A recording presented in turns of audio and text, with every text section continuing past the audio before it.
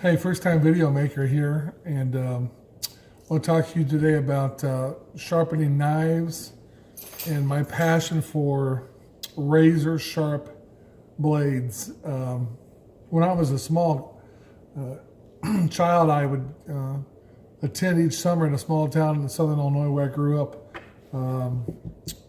They would have like a street fair that would come in once a summer, and I was always so attracted to the table of knives that they would have for sale. And I would, as a small boy, would go over to the knife table and purchase a couple knives for $1 a piece, whatever they were back in the olden days. And not knowing anything about steel or how to sharpen a knife, I was just always really drawn to pocket knives. And as an adult now, I've over the last few years become very passionate about studying knife steels and blades and how to bring knives to a razor's edge. And so I just want to make you just a quick video about the importance of understanding what goes into a sharp knife and how to bring your knife hopefully to a razor's edge. Let me first start off by saying this is not a video about I'm not an expert on steel of knives and how to manufacture steels and all that goes into that. I'm not a chemist or a scientist, and don't claim to be. I've done a little bit of research and studying and know enough to be able to make some educated decisions about knife steel when I purchase a knife. I will tell you that the most of the knives out there that you see at discount warehouses, stores, $10 knives are made with a very cheap steel. And I don't want to overwhelm you with the different types of steels today per se, but most knives that you buy over the counter for just around the house use, it's very basic steel that can get sharp. This is an inexpensive knife, for example. I've sharpened this knife. I could cut my hand with this. I could cut a piece of paper with this. I could cut meat with this. I could do most tasks with this knife. However, if I pull up a piece of paper, I said I could cut paper. I could hack through paper with this particular knife. But I'm not gonna do a lot to get through paper cleanly. I might get something started there with an edge, but I'm going to see tears, and so I've got this knife for a cheap knife, relatively sharp, but it's only so sharp I can make that knife. And so what I want to talk to you a little bit today is about something that I was introduced to a few years ago, and that's the concept of stropping. And this goes back to the old days when barbers used to hone their steel on leather straps, and nowadays, you don't see a lot of people using leather to sharpen knife steel, but I'm going to tell you, it is a difference maker. And so I've made my own strops, sort of a hobby of mine. So I want to talk to you just a little bit today about taking a sharp knife to a razor's edge. What a strop will not do is take a dull knife and make it sharp. A strop is to take a sharp knife and make it hair shaving sharp. That's what the purpose of the strop is. And then I will say this one more just comment about knife steel.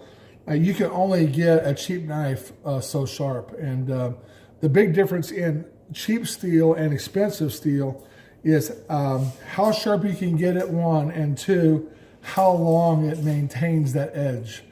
Cheap steel, you might get it paper cutting sharp for a few times, but the first time you try to cut something with that, that edge will bend over, fold over, and you will not have that type of edge that you once did. The more expensive steel can maintain those edges for a lot longer.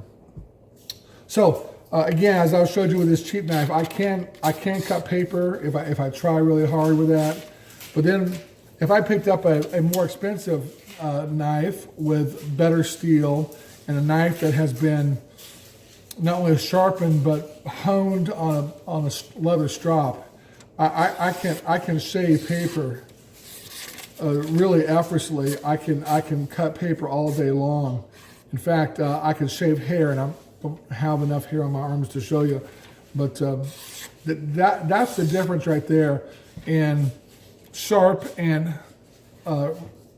razor sharp. And I don't know about you, but I'm not interested in dull knives. Knives, somebody said once, a dull knife is nothing more than a screwdriver. And so in order to really enjoy the purpose that the knife was created, to cut things and cut them well, I think you need to be able to shave with your knives, so to speak. So just real quickly here, I want to show you some strops that I've made. This is a four-sided strop. There's other people out there making strops. Actually, this is technically a five-sided strop. On this side, I have leather that's been glued to all four sides, and this is the fifth side that actually I'll talk about here in just a minute. So there's just cowhide leather, that's raw leather that's been affixed to this piece of wood. And then on the leather, I have metal compound, stropping compound that I've purchased. I really have four different types of compounds here. So I have a coarse side, it's a black colored compound. Medium, which is you can't probably tell, but it's more of a white compound. Green, which is the fine. This is the one that I use the most by far. Red is a polishing. It's really a jeweler's rouge that they use to polish jewelry, and that's more for shining it up. And then lastly is just a piece of raw leather here on the bottom, and I'll talk about that in just a minute here. So that's a four-sided strop. I use this all the time. Another one I use a lot is just a one-sided strop. Most of my knives, as you can probably guess, are shaving sharp, and I do more cutting paper than I do cutting other things. And so I don't have a lot of need to go back to a coarse strop. I spend most of my time on this green color. Now again, I will sharpen knives a couple different ways. I have a belt grinder that I use, as well as some ceramic rods that I use to sharpen my knives. And then once they're sharp, then I move to the stropping in order to make them razor sharp. So again, I only do this once I've established a very sharp edge already. And so at this point, I got my dog in the background here is wondering what's happening. So forgive me for some background noise. And I'll make another video about the actual techniques of stropping. Won't go into a lot of detail today. But basically, it's just a light brush with the angle of the blade. I'm not cutting into the leather. I'm actually going away with that side, and I'm turning the knife over and coming back. I'm getting a full coverage of that knife edge, and I'm just putting a razor's edge on that. That compound is bringing that edge into a real teethy front. In fact, without cutting yourself, be careful. Best way to tell if you have a sharp knife is it almost feels kind of sandpapery, gritty, almost like it has like minuscule teeth. That's typically the indication that you've got a sharp knife on your hands. If it feels real smooth up there and you can run your finger up and down on it, obviously it's not sharp. So this is a very sharp knife. And then actually I want to mention too, because I happen to be a bow hunter, passionate about archery, I've actually developed my own little mini strop here, and I use it to sharpen broadheads. You know, if you know the expense that go into broadheads today, $10, $15 a piece. It's hard to, every time you shoot a deer or practice, to replace broadheads. So if they're not too damaged, sharpening your own broadheads back to a razor's edge, I think is really important to make good ethical harvest of animals. And so this little mini strop here has actually got two sides, and can have more of a medium and then more of a green fine. And I can either take the blades off of the broadhead and sharpen them that way, or in this case, this is a muzzy broadhead, I can take this broadhead and I can bring that edge. I'm holding that perfect angle there, and I will do all six sides. So three blades in this particular case, but I'm doing both sides of each blade to bring that edge again to a pinnacle, to a point. And so, you know, this is just a great way to sharpen your In fact, I just a couple of days ago I was trying to cut an onion to make dinner, and all of our kitchen knives were so dull. I brought them out, spent about 20 minutes out here at my workbench to bring them to a razor's edge, took them back in. Got to warn the family that we got actually have sharp knives down in the kitchen.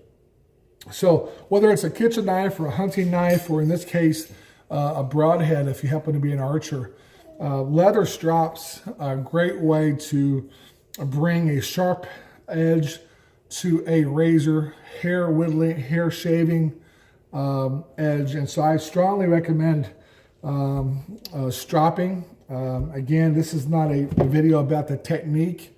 I'm sorry I don't have all the great camera angles, but basically it's a piece of leather attached to a block of wood with some metal compound on there that actually is taking away portions of that metal microscopically as you bring that edge. It's really important that you have the proper angle, take your time, and you go the right direction.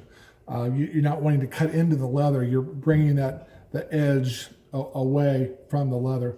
And you'd be shocked about how sharp you can get a knife. So the ultimate test for us knife enthusiasts is a phone book paper. It's very flimsy. It's hard to maintain. And again, haven't gone into a lot of detail about sharpening knives today. But just, I mean, for me personally, when I see a knife that I can cut a phone book paper with and shave little edges of phone book paper off, as flimsy as it is, that's pretty cool. And I'd much rather have my knife be like that than knives that you have to hack and chop. So anyway, hopefully this gives you a little bit of an idea about what stropping is all about and the importance of keeping your knives with a razor's edge for safety and efficient cutting. And hopefully I'll be able to do another video with some more specific details about how to strop and how to bring your knives to a razor's edge. So appreciate you paying attention, and happy cutting.